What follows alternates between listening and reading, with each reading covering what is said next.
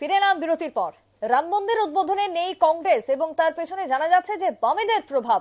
কার্যত সিপিএম এর দাবিতে রাজনৈতিক মহলে শুরু চর্চা, তবে এই দাবি নিয়ে এখনো চুপ রয়েছে কংগ্রেস নেতৃত্ব। কোনো উত্তর সঠিকভাবে পাওয়া যায়নি কংগ্রেসের পক্ষ থেকে, যদিও ইতিমধ্যে কংগ্রেসের পক্ষ থেকে জানানো হয়েছে যে তারা রাম মন্দির উদ্বোধনে থাকবেন না। অন্যদিকে কংগ্রেসেরই এক মন্ত্রী জানিয়েছেন যে তিনি যাবেন তার পরিবার নিয়ে রাম মন্দির উদ্বোধনে। কিন্তু এর পেছনে কে বা কারা রয়েছে, কিসের এই চর্চা রাজনৈতিক মহলে, জানবো বিস্তারিত। কথা বলবো আমাদের প্রতিনিধি অঙ্কিতা বর্ধন, জুড়ে গেছে টেলিফোন লাইনে। অঙ্কিতা, রাম মন্দির নিয়ে এবার একের পর এক তরজা, একের পর এক চর্চা শুরু হয়ে গেছে রাজনৈতিক মহলে। সিপিএম এবং কংগ্রেস কি বক্তব্য এক্ষেত্রে, কার দাবিতে কে যাচ্ছে না, কি জানতে পারছো? আর তুমি দেখো, আগামী 22শে জানুয়ারি অযোধ্যায় রাম মন্দিরের উদ্বোধনী অনুষ্ঠানে কংগ্রেসের কেন্দ্রীয় নেতারা যাবে না এবং সেই সিদ্ধান্তের নেপথ্যে নাকি বামেদের ভূমিকা রয়েছে। ঠিক এই চর্চা কিন্তু এই মুহূর্তে রাজনৈতিক মহলে শুরু হয়ে গেছে। ঠিক এই দাবি কিন্তু করেছেন সিপিএম এর পুলিট ব্যুরো সদস্য তথা কেরল রাজ্য কমিটির সম্পাদক এমভি গবিনাথ। তিনি বলছেন যে বামেরা আগে এই বিষয়ে তাদের সিদ্ধান্ত ঘোষণা করেছিল, কংগ্রেসের নেতারাও সেই পথ বেছে নিতে প্রভাবিত করা হয়েছে। দেখো, সিপিএম এর সাধারণ সম্পাদক সীতারাম ইয়েচুরি তিনি আগেই ঘোষণা করেছিলেন যে অযোধ্যায় রাম মন্দিরের উদ্বোধন এবং রামলালার মূর্তির প্রাণ প্রতিষ্ঠার অনুষ্ঠানে তারা যাবে না। এবং বুধবার কংগ্রেসের তরফ থেকে জানানো হয় যে শ্রীরাম জন্মভূমি তীর্থক্ষেত্র ট্রাস্টের তরফ থেকে আমন্ত্রণ জানানো হলেও 22শে জানুয়ারি অযোধ্যায় যাবেন না প্রাক্তন কংগ্রেস সভানেত্রী সোনিয়া গান্ধী। সেই সাথে কংগ্রেসের যে সভাপতি রয়েছে তথা রাজ্যসভার বিরোধী দলনেতা মল্লিকার্জুন খাড়গে এবং লোকসভার কংগ্রেস দলনেতা অধীর চৌধুরী তারা যাবেন না। সে বিষয়টা নিয়ে এই মুহূর্তে কিন্তু এই আপডেটটাই উঠে আছে।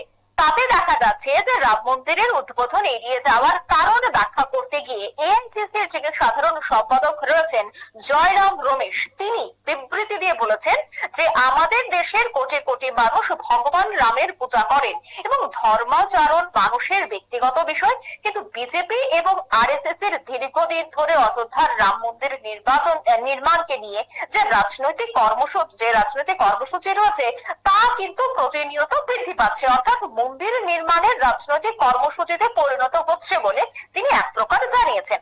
এছাড়া বলছেন তিনি যে নির্বাচনী ফায়দার কথা মাথায় রেখেই অযোধ্যায় অর্ধ সমাপ্ত মন্দিরের উদ্বোধন করা হয়েছে, যা 2019 সালে সুপ্রিম কোর্টের রায় এবং ভারতের কোটি কোটি মানুষের ভাবাবেগে পরিপন্থী। এই বিষয়ে জয়রাম ওই সিদ্ধান্তের ঘোষণার পরে কিন্তু বিজেপির তরফে কংগ্রেসের হিন্দু বিরোধী বলে প্রচার শুরু হয়। দেখো, কালকে আমরা খবর করেছিলাম যে শঙ্করাচার্যরা বলছেন যে মন্দির অর্ধ নির্মাণ করা হয়েছে, তাই তারা যাবেন না। তারপর আজ আবার উঠে আসছে যে আবার সিপিএম এর তারা আগে বলেছে যাবে না এবং কংগ্রেসের তারা যাবেন না। এর পেছনে সিপিএম এর রাম মন্দিরের এই উদ্বোধনীতে অংশগ্রহণের ক্ষেত্রে ইন্ডিয়া জোটেরই কি একটা প্রভাব পরিলক্ষিত হচ্ছে? রাম মন্দিরেও কি তাহলে সেই রাজনীতি?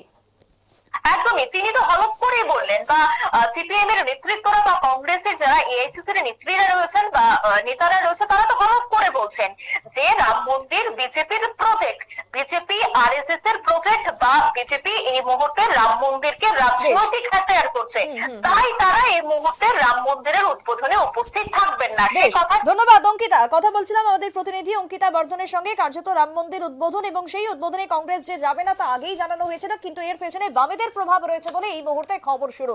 একটা ছোট্ট বিরতির পর ফিরছি, সঙ্গে থাকুন।